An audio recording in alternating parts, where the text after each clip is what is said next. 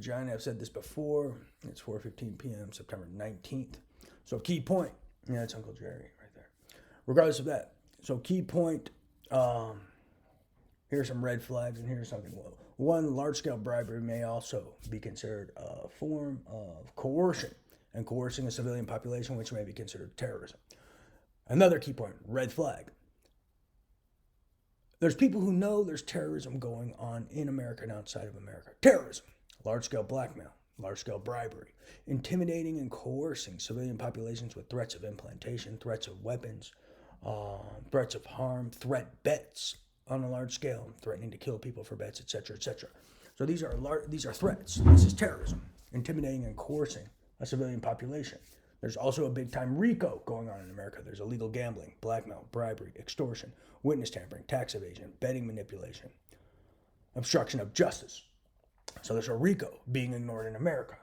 So there's law enforcement agents who know about terrorism. They know about RICO. Why are they not arresting these people? That should be a huge red flag. How are terrorists and mafia entities involved in RICO, terrorism, illegal weapons manufacturing and distribution, attempts of murder, conspiracy to murder, organized crime, theft of trillions of dollars? Why are these people not behind bars? Intellectual property theft, data theft, economic espionage.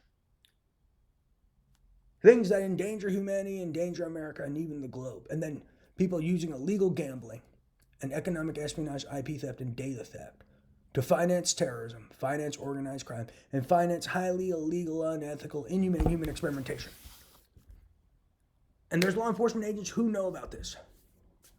Why aren't they arresting these parties involved, the people with the synthetic telepathy, for instance?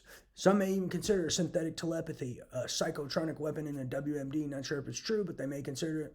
Or may consider it a radiation dispersal device, a device that emits radiation harmful to human life. Because even if it may not cause brain cancer, it can cause other neurological conditions. And even if it doesn't do that, if it is being used to try to coerce violence, that may be considered radiation that's harmful to human life. So why is this being ignored in America? And that should be a red flag if there's law enforcement agents who know who these people are, bombarding people with telepathy, bombarding people with neurophysiological weapons, involved in RICO, involved in terrorism, and not arresting them. That should be a red flag to everyone, as these people should have already been in prison a long time ago. So if they're not in prison, ask yourself, if people aren't in danger,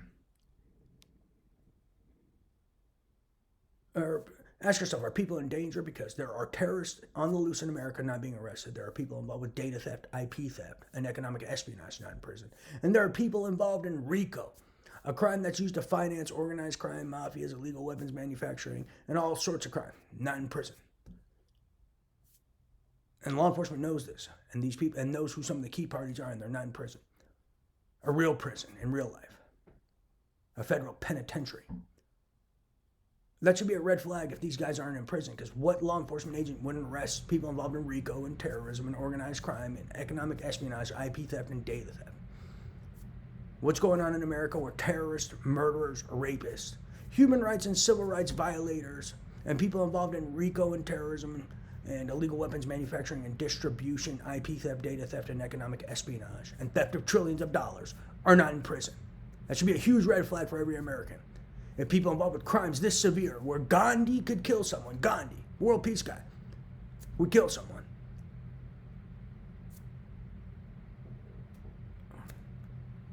Even the Human Rights High Commissioner would potentially be driven to commit a human rights violation.